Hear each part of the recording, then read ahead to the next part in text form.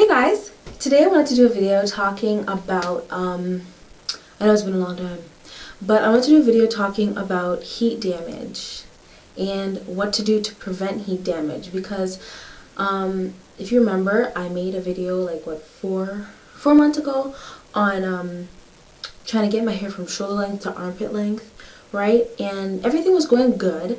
My hair was getting longer, everything like that, but then the incident.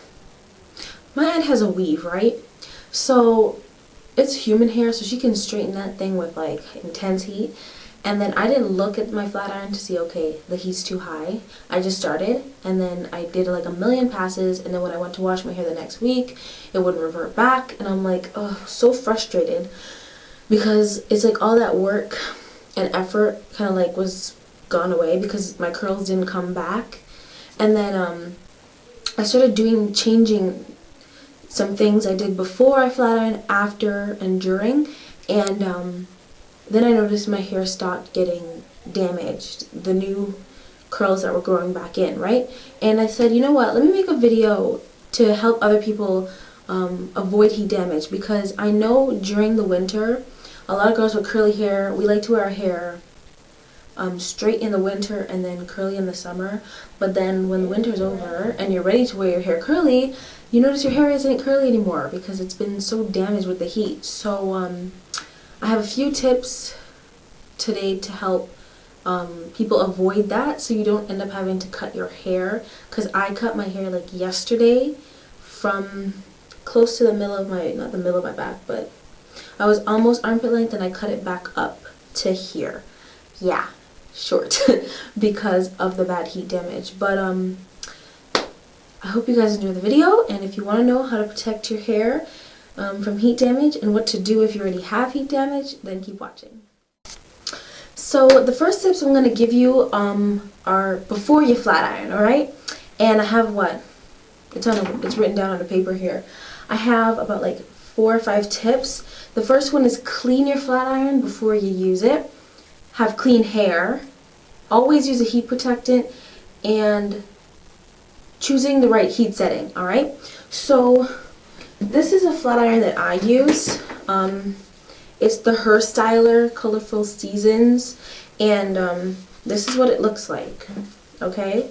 So yeah, this is what it looks like. And it has ceramic plates.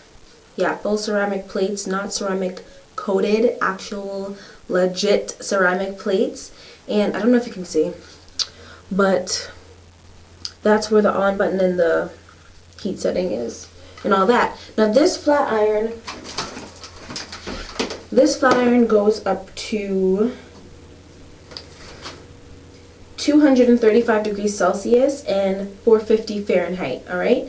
So that's pretty hot. But as you can tell, well, I don't know if you can see actually, but this flat iron is really dirty. Like, I haven't cleaned this flat iron because I haven't used it in a while.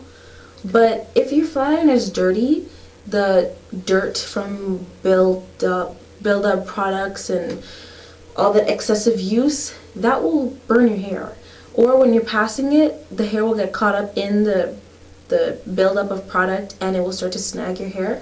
So you're going to probably be ripping out more hair with the dirt alone. Like, ugh, it's bad. You should really make sure you clean your flat iron before you use it. When I say clean, I mean don't put it under water and wash it. You'll ruin it. I mean, take maybe a damp cloth. When I say damp, I mean really damp. You don't want to get water in this, and then kind of just go over the sides, right?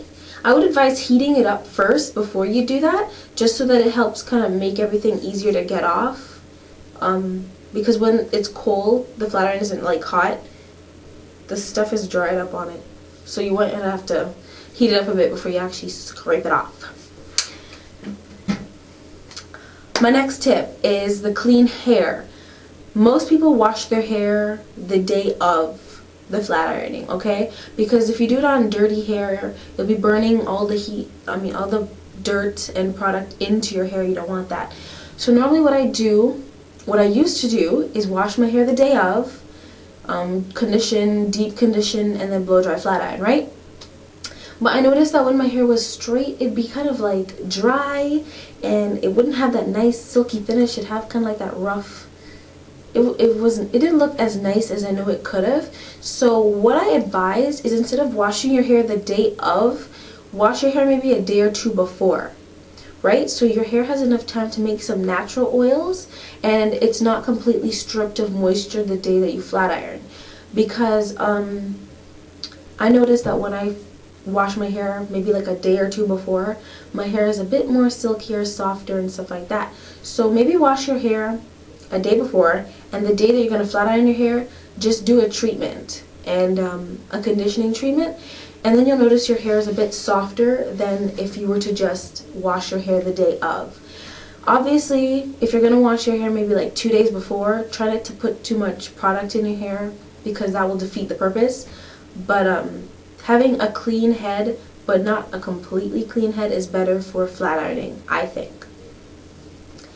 My next tip is using a heat protectant, okay? I have this one here by Got2b Guardian Angel. I can never pronounce the top name up here. Like, it's ridiculous. This, it claims to protect from 425 Fahrenheit to 220 Celsius, right? And it's a gloss finish flat ironing balm. Alright, so this is what it looks like. And I really like it. I mean, this ain't a review, but it's a nice product. I would recommend it. But there's many heat protectants out there that you can get. You don't always have to use the same one that I'm necessarily showing you. There's one by Tresemme. I don't know what it's called exactly, but there is a heat protectant by Tresemme. I love it. It's so nice, but it ran out, so I had to buy this one.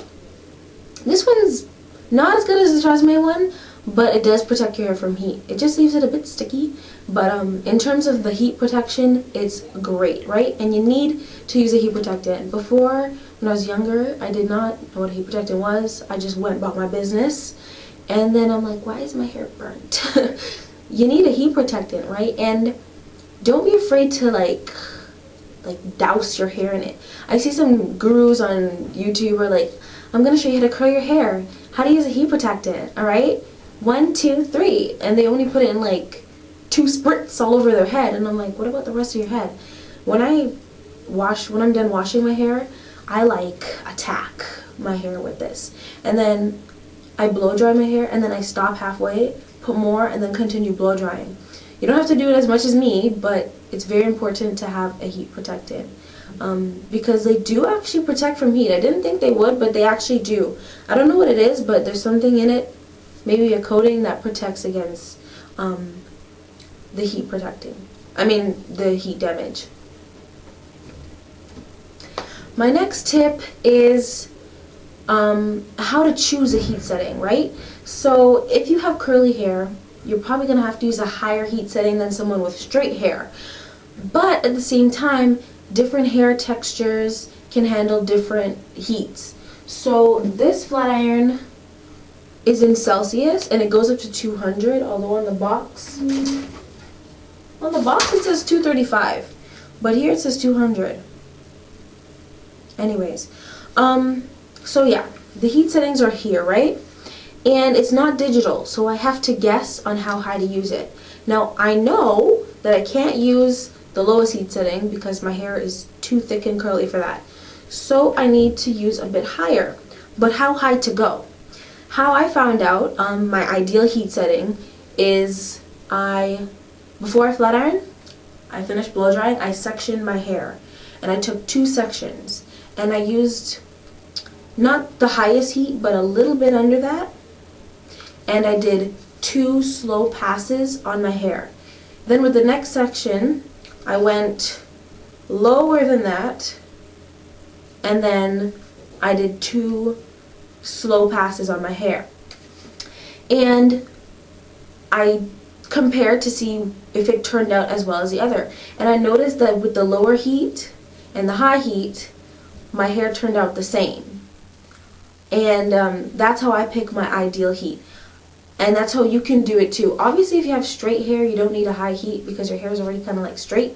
But if your hair is like curly, you may have to use a medium heat. If your hair is kinky, you may have to use an even higher heat. but try not to go more than necessary. My friend uses a full blast heat, but her hair always gets back curly. My hair, no, if I did that, my whole head would be burnt right off. Different hair can handle different things, you know what I mean? So you have to test things out and see how high of heat you can use. It's best to start off low and maybe gradually get a bit hotter, but trust me, I'd rather have poofy straight hair than not have my curls revert completely.